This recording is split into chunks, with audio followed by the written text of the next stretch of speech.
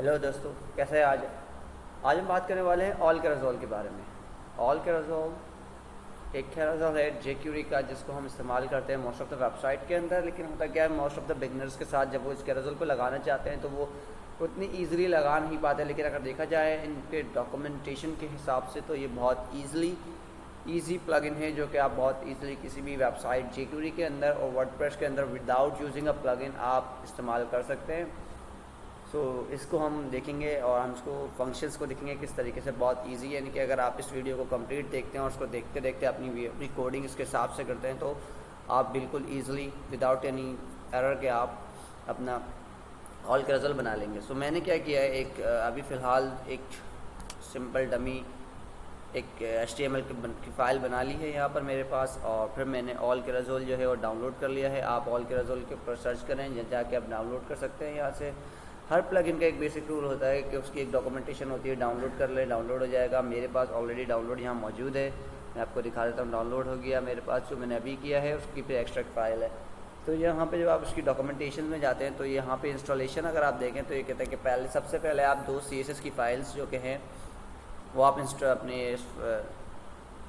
Website पर install कर लें। जो कि आप जाएंगे ऑल कैराजोल के अंदर, डिस्ट के अंदर एंड एसेट्स में आपको दोनों फाइल मिल जाएंगी। ये दोनों हैं। अगर आप कंप्रेस्ड वर्जन यूज़ करना चाहते तो min.css यूज़ कर लें। अगर आप नहीं करना चाहते तो default.css और carousel.css कर लें।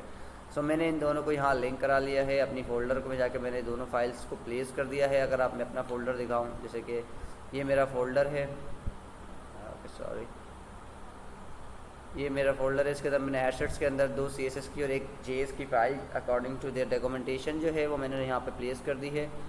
jQuery मैंने W3 स्कूल का CDN यूज़ कर लिया है।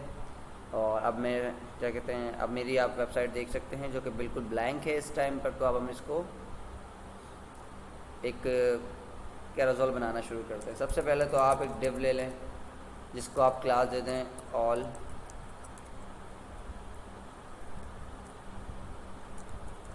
कैराजोल।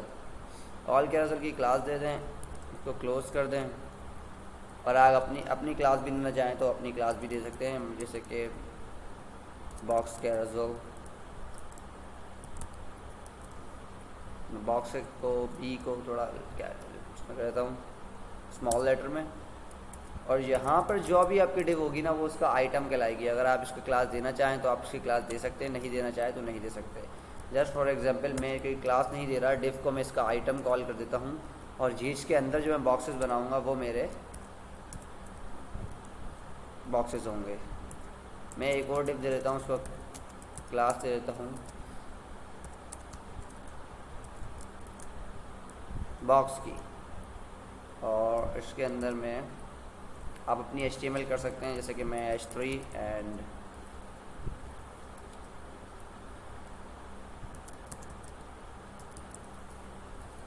और कुछ पैराग्राफ में ले लेता हूँ।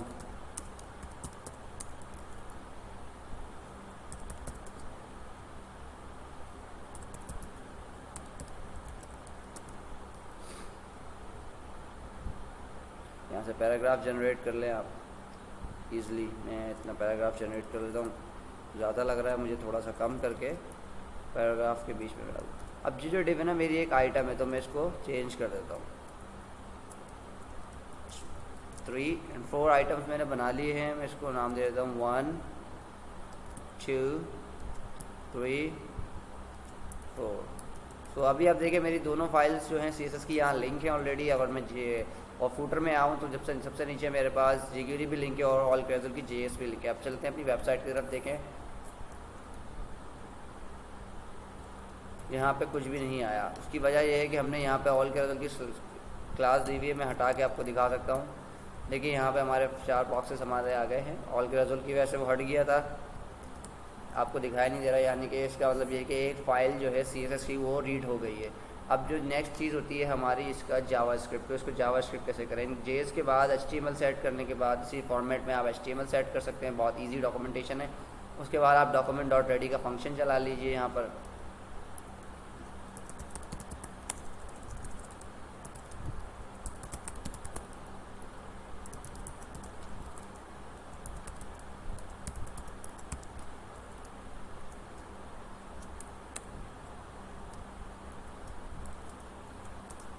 बहुत से आपके पास इशू आएगा कि जब आप ये करेंगे तो जब कंसोल में जाएंगे आप अपने, और ये कंसोल में आप एरर चेक कर सकते हैं। अगर नहीं चलता तो यहाँ पे लिखा हुआ आएगा कि dollar is not a function. तो आप क्या कर सकते हैं, आप यहाँ पर इसको JQD कर सकते हैं और जितने भी आपके डॉलर कोड के अंदर इस्तेमाल होंगे आप उसको JQD बना के इस्तेमाल कर सकते हैं। इन्होंने क्या कहा है, जो आपकी अपनी क्लास है उसको आप ऑल के रिजल्ट का फंक्शन असाइन कर दीजिए। तो इन्होंने जो है अपनी डॉक्यूमेंटेशन के मुताबिक ऑल के रिजल्ट की क्लास को ही किया हुआ है, लेकिन मैंने ये बनाई है कि मेरे पास बहुत सारे कैराजोल अगर वेबसाइट में लग रहे हैं तो मैं इसके हिसाब से नहीं करूँगा, क्योंकि किसी में मेरे को 2 बॉक्स शो कराने, किसी में 5 बॉक्सेस शो कराने हैं, तो उसमें ये हो सकता है कि सबको एक ही क्लास के ऊपर ले लेगा। तो मैंने इस क्लास के साथ अपनी ये वाली क्लास को कॉल करा लिया है। तो अब मैं इस क्लास को अपना फंक्शन असाइन करूँगा ताकि वो भाई इसको क्लास है, इसको क्लास दे लेते हैं और इसको हम रीलोड करके देखते हैं। ओके, ये काम कर रहा है। लेकिन सबसे पहले चीज़, इसने यहाँ से ये कैरासोल तो बन गया। अब इसके ऑप्शंस होते हैं। अब ऑप्शंस को अगर हम डिस्कस करें तो वापस जाएँ, इसके ऑप्शंस इन्होंने कहीं डिफाइन किए हुए हैं, यहाँ पर इन्होंने ऑप्शंस डिफाइन किए हुए हैं। तो अब इसके हम आइटम बता सकते हैं, और आइटम्स का इन्होंने टाइप बताया नंबर से कि कितने आइटम्स आपने डिस्प्ले करने हैं। अब यहाँ डबल कर्ली ब्रैकेट्स डालें और यहाँ पर आप आइटम्स से 2, मैं 2 आइटम्स, ओके मैं 2 बता देता हूँ। तो लेट्स सी, यहाँ पे 2 हो गए हैं। उसके बाद इसका लूप होगा, लूप बुलियन में होता है तो ट्रू और फॉल्स होता है, मैं इसको ट्रू कर देता हूँ। सो अब तक जो मेरा अटक रहा था वो अब नहीं अटकेगा, देखें वो रिटर्न होके लूप में आता जाएगा। इसके साथ साथ मार्जिन आप देना चाहें, लूप के बाद आप सेंटर करना चाहें, जिससे कि सेंटर वाला एक्टिव होना चाहिए, तो हम सेंटर वाला एक्टिव कर सकते हैं। उसको भी मैं दिखा देता हूँ। आइटम 3 कर देते हैं और सेंटर को ट्रू कर देते हैं।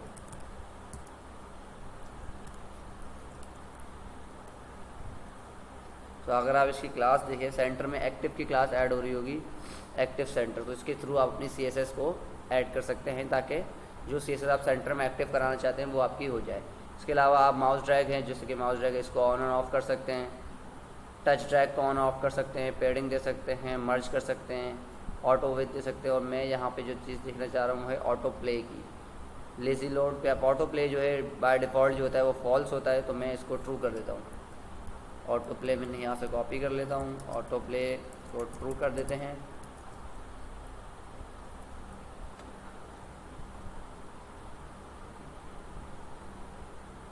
ऑटोमेटिकली प्ले होना शुरू हो गया है, ये हमने कुछ वेट किया। अब जो इशू जो आता है वो आता है मोबाइल स्क्रीन के ऊपर, कि मोबाइल स्क्रीन के ऊपर हम जाकर इसको उस तरीके से यूज़ नहीं कर पाते क्योंकि यहाँ पे 3 आ गए। अब मैं चाहता हूँ कि मोबाइल स्क्रीन के ऊपर मेरे पास 1 आए, तो यहाँ पर इन्होंने रिस्पॉन्सिव का फीचर भी दिया हुआ है। तो अगर आप देखें तो रिस्पॉन्सिव इसके एंड पे आएगा। हम इसके सर्च करते हैं ताकि मैं आपको दिखाता भी रहूँ। ओके, तो रिस्पॉन्सिव हम सर्च कर लेते हैं, कंट्रोल F।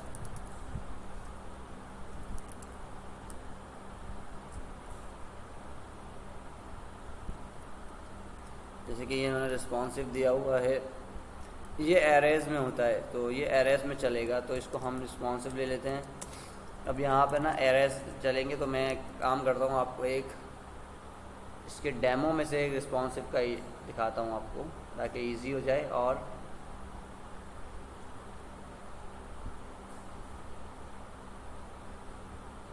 रिस्पॉन्सिव वाले को ले लेते हैं और देखिए यहाँ पर ना इसने बिल्कुल कर्ली ब्रैकेट्स के साथ माय बैड मैंने स्क्वायर लगा दिए। अब ये है चला कि आपने बताने हैं कि 0 ब्रेक पॉइंट के ऊपर कितना होना चाहिए। जैसे कि मैं चाह रहा हूँ 768 के बाद जो है ना मेरे जो आइटम्स हैं वो 3 है ना, वो क्या हो जाएं,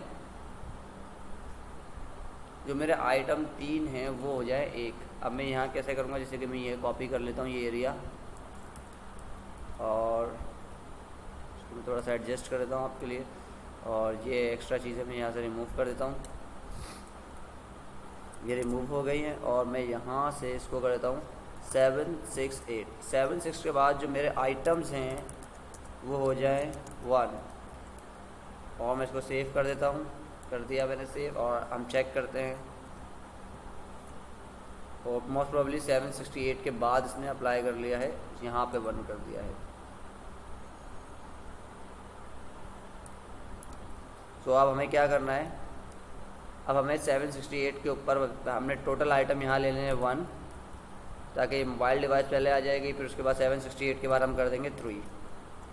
थोड़ी शायद डॉक्यूमेंटेशन की चेंज हुई है शायद इस वजह से, पहले रिवर्ट होता था। अब ये देखें 1 कॉलम आ गया, 768 तक ये 1, 767 तक ये 1 कॉलम रहेगा, 767 1, उसके बाद ये 3 होगा। 1 कॉलम है 767 तक क्योंकि हमने यहाँ डिफ़ाइन किया है, और उसके बाद आप 768 के ऊपर से ऊपर जितना भी जाना चाहें वो। इसी तरीके से आप मल्टीपल डिवाइसेस लगा सकते हैं, जैसे कि आप चाह रहे हैं कि 768 के ऊपर 2 हो जाए, और उसके बाद जो है 124 के बाद, जो कि नॉर्मली आईपैड की स्क्रीन होती है, अब चेंज हो गई हो तो आप उसके हिसाब से कर सकते हैं। यहाँ पे मैं चाह रहा हूँ कि मेरे आइटम्स जो हैं वो हो जाए 3। सो अब जो 768 के ऊपर 2 आ रहे थे, अब 3 आ रहे थे, अब यहाँ पे 2 हो जाएंगे। ओके, इसको हम बंद करके खोल आईपैड रिस्पॉन्सिव में चलते जाते हैं।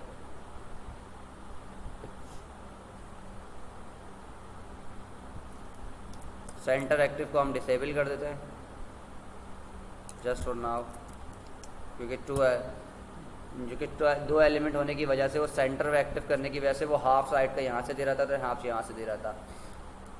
तो आप सेंटर को यहाँ पे ट्रू रख सकते हैं, यहाँ पे डिसेबल कर सकते हैं। अगर आपको यहाँ पे डिसेबल करना है, देखिए हाफ यहाँ से दे रहा है, हाफ से, बिकॉज उसको सेंटर को एक्टिव रखना है। तो आप यहाँ देख सकते हैं सेंटर एक्टिव होने की वजह से वो हाफ एंड हाफ डिवाइडेड कर दिया है।